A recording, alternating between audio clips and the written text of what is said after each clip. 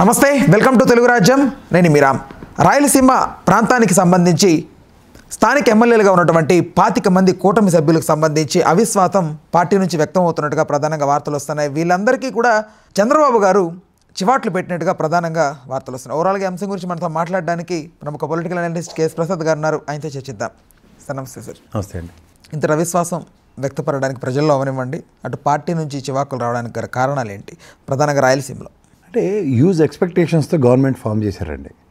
అంటే 6 promises along with నవరత్నాలు అన్న ఎష్యూరెన్స్తో ప్రజల దగ్గరికి వెళ్ళి ఓట్లు సంపాదించుకున్నారు, గెలిచారు, ప్రభుత్వ స్థాపన జరిగింది. సంవత్సరం గడిచిపోయింది, నవరత్నాలకి దిక్కులేదు. నవరత్నాలకి ప్యారల్గా వీళ్ళు చెప్పిన 6 ప్రామిసెస్ కూడా ఫుల్ఫిల్మెంట్లో హ్యూజ్ వ్యాక్యూమ్ ఉంది. సో దీంట్లో ఏమవుతుందంటే స్థానికంగా అందులో ఫస్ట్ టైమర్స్ చాలా ఎక్కువ మంది ఉన్నారు. రాయలసీమనండి, కొంత ప్రాంతాల నుంచి కొత్తగా గెలిచిన ఎమ్మెల్యేలు ఎవరైతే ఫస్ట్ టైం గెలిచిన వాళ్ళ అనుభవ రాహిత్యం అండ్ ఓవరాల్గా పార్టీ లైన్ని అడాప్ట్ చేసుకుని దాంతో ముందుకెళ్ళడంలో తికమకలు పడుతున్నారు.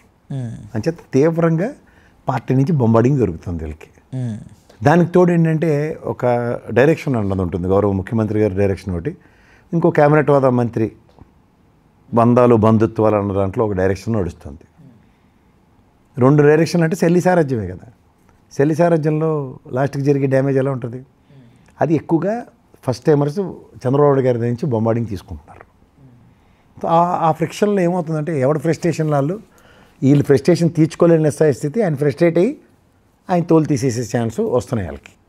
సో దానివల్ల ఏమవుతుందంటే ఓవరాల్గా పార్టీ పరంగా ఎంతవరకు లీడ్ అవుతుంది అన్నది ఇప్పుడు కాదు, కానీ నెక్స్ట్ ఎలక్షన్స్కి చాలా హ్యూజ్గా అట్రిబ్యూట్ అవుతుంది. ఇది ప్రజెంట్ కనబడదు అది, ఎందుకంటే అధికారంలో ఉన్నారు కాబట్టి ఏం చేసినా అన్న టైప్లో ఉంటుంది. లేకపోతే మీరు కూర్చొని అంతర్గతంగా 25 మందికి స్టిక్కర్ పడిందంట, 25 మందికి చివాట్లు పడ్డాయట అని ఇలాంటివి మాత్రమే టాగుడించమే మిగులుతుంది. బట్ ఇవేమవుతుందంటే స్థానికంగా ఆ ప్రతి నియోజకవర్గంలో నివురుగప్పిన నిప్పులో ఉంటాయి. ఒక ఎమ్మెల్యే పనితీరుని వాళ్ళు బేరీ చేసుకుంటూ కంపారిజన్స్ చేసుకుంటూ ముఖ్యంగా ప్రామిసెస్ డెలివరబుల్స్ అన్న దాని మీద ఎక్కువ ఎంఫసైజ్ చేస్తుంది ఎలక్షన్.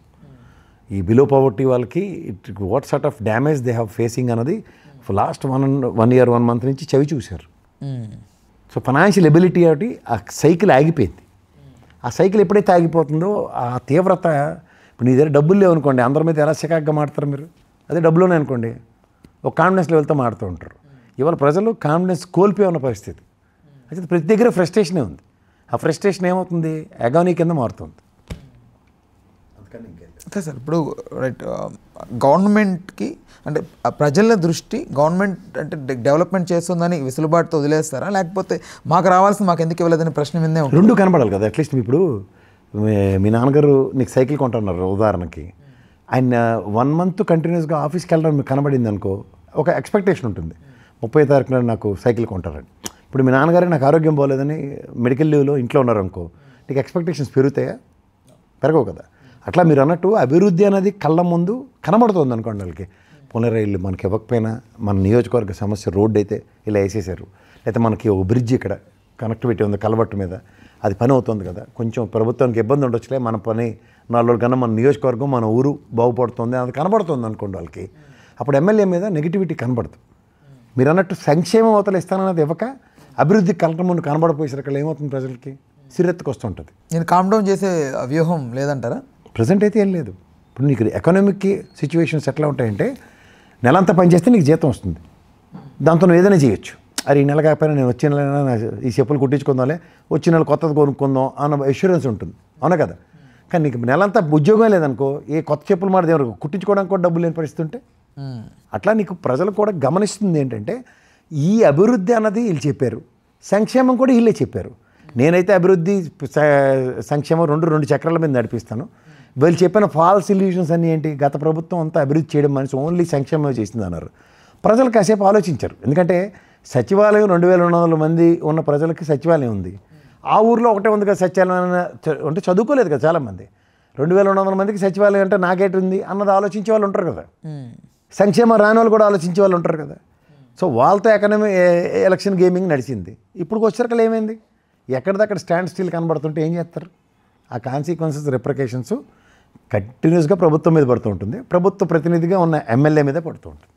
అదే స్థానికంగా ఉంటున్న నెగిటివిటీ. చాలా వరకు ఏం మాట వినిపిస్తుందంటే టీడీపీ వ్యూహం 2014-19కి ఎలా ఉండిందో లాస్ట్ 6 నెలల్లో అన్ని ఇవ్వడం అలాగే ఇక్కడ కూడా అమలవుతోంది ప్రజెంట్ కూడా అనేది మాట్లాడుతున్నారు సార్. అలా కాదండి, మీకు కూరాన్నం పప్పు అన్నం అండ్ పెరుగు అన్నం తింటారన్నది ఎష్యూరెన్స్ ఉందనుకోండి. కూరాన్నం పప్పు అన్నం నీకు 6 నెలల ముందు పెడతాను, ముందు రోజు పెరుగన్నం తిన్నారు అనుకోండి. కూరాన్నం పప్పు అన్నం వల్ల వచ్చే ప్రోటీన్స్ అంటే పప్పు వల్ల వచ్చే ప్రోటీను మీకు పోస్ట్ పోన్ అయినట్టే కదా. ఇవాళ ప్రోటీన్ లేని ఫుడ్ తినట్టే కదా మీరు, అవునా కదా. అలాగే సంక్షేమం అన్నది గత ప్రభుత్వం ప్రూవెన్ ట్రాక్ 98% కంటిన్యూస్గా ఇచ్చిన దగ్గర వీళ్ళు దానికి ఈక్వలెంట్గా ఇంకొంచెం అదనంగా ఇస్తానని చెప్పిన తర్వాత ఇది 6 నెలల ముందు గత 2014 నుంచి 19లో ఏం చేసాం అదే పని ఇక్కడ చేస్తామంటే నమ్మి మోసపోయామన్న లోపల బడబాగిని ఉంటుందా ఉండదు వాడికి. అప్పుడు తర్వాత వాళ్ళకి చూపించిన సినిమా ఏంటి 23 కదా. ఈసారి ఇంకా డౌన్కి వెళ్తుందా అది తర్వాత విషయం. అంటే దాని కాన్సిక్వెన్సెస్ వాళ్ళు అనుభవించారా లేదా. అప్పుడు పాపం వాళ్ళు 6 నెలల ముందు 3 నెలల ముందు పెన్షన్ పెంచారు, 2 నెలల ముందు అలాగే 3 నెలల పాటు నిరుద్యోగ భృతి ఇచ్చారు, పసుపు కుంకుమ ఇచ్చారు. ఇస్తే 33% పడిపోయిన ఎలక్షన్ ఇంకొక 6.5% పెరిగింది వాళ్ళకి ఎలక్షన్, కేవలం 6.5%. అదే దగ్గర 40%కి వచ్చింది, 39.5%, 40% అని చెప్తున్నాం. సో 6 నెలల పర్ఫార్మెన్స్కి 6.5 పెరిగితే మళ్ళీ 6 నెలల్లో 3 నెలల ముందు మీరు చెప్పినట్టు చేస్తే పెరిగేది ఎంత, మహా అయితే 10 వరకు వెళ్తుందేమో. అది కరెక్ట్. సో 10 వరకు పెరిగితే ఒరిజినల్ డ్యామేజ్ అయినట్టే కదా. అంటే మళ్ళీ స్టాండ్ స్టిల్ 40% అంటే ఇప్పుడు 11 స్థానాలకు పరిమితమైన వైఎస్ఆర్సీపీ కనబడుతుంది కదా మీ పిక్చర్. వీళ్ళకి 40% ఉంది, 11కి పరిమితమయ్యే ప్రాబిలిటీస్ మీకు ఉన్నట్టే లేనట్టే. అదే చేత లాస్ట్ మంత్స్లో పెంచుతాం అన్నది పాత గేమ్. అదే గేమ్ మళ్ళీ పునరావృతం చేస్తామంటే కుదరదు. బట్ ఎమ్మెల్యేలు ఇక్కడ అలర్ట్ అవుతారంటారా? ఏం చేయగలుగుతారు, వాళ్ళ చేతిలో ఉంటుంది. ప్రభుత్వం అలర్ట్ అవ్వాలి.